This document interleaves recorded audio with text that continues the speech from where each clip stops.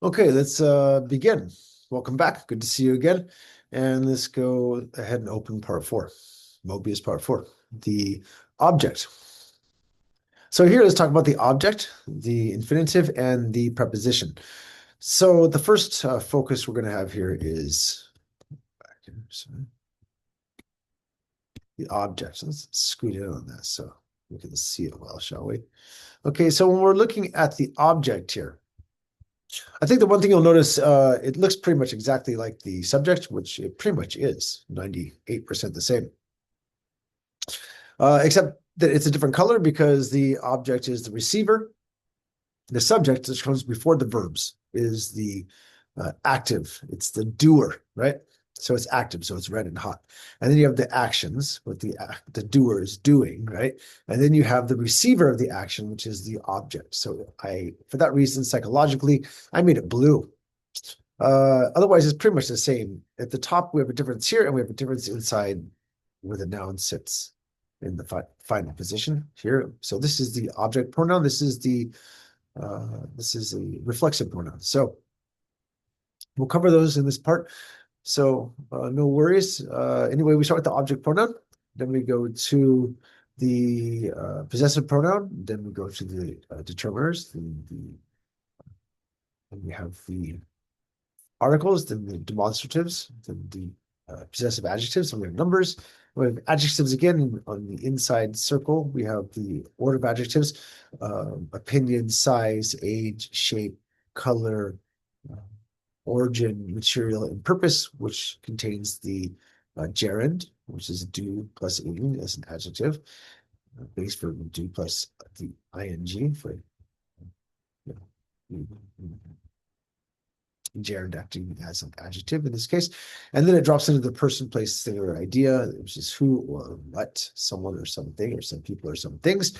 And as in a person, you have the agent noun in, ist, or, and then in the you can add ing also to make a noun. But in this case, adding ing to make a noun is most often here, never is in the, this is almost never acting as a subject. It's almost always the gerund as a noun, almost always is the object.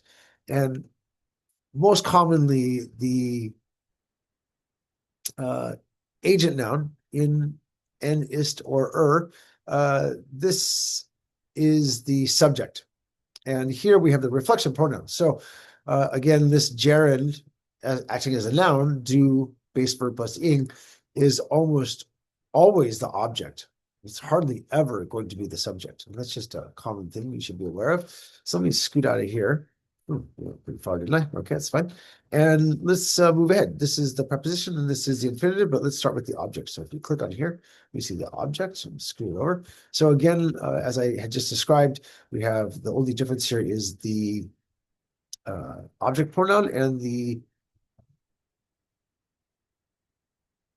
reflexive pronoun. It says R here to remind you it's a reflexive pronoun. It's very colorful. I'd like to think of myself as colorful, yourself as colorful, so therefore I made this one more colorful as a reminder. Let's go to the objects first. So when we go to the object pronoun, there's an O here for it. You can see it's a person, as you see the blue star. We have these positions. So we have who, we have me. So I becomes me. You stays you. You is always you. We becomes us. They becomes them. Here. He becomes him. Oh, them can also be people, but it can also be objects. She becomes her, and it becomes it. Moving right along. The object pronoun can come before or after the preposition. So you can say the object pronoun can come before or after the preposition. So for example, tell her when here in 5 minutes. And that's before the preposition.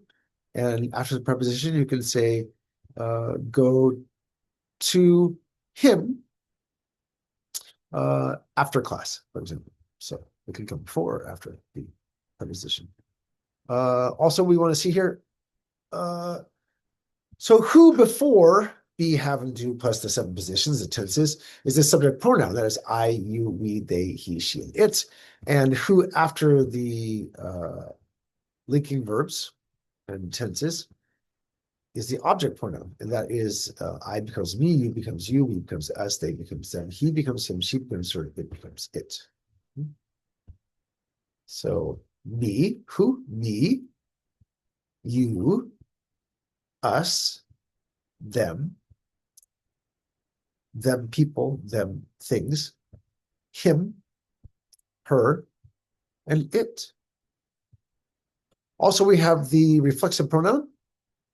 The reflexive pronoun is, I've always thought of it as this possessive adjective, basically, like my dog, your dog, plus self. So myself, yourself, our selves, themselves. Here it's themselves plus S. The F becomes a stressed syllable, so the F becomes a V. The V really is just a stressed syllable for F.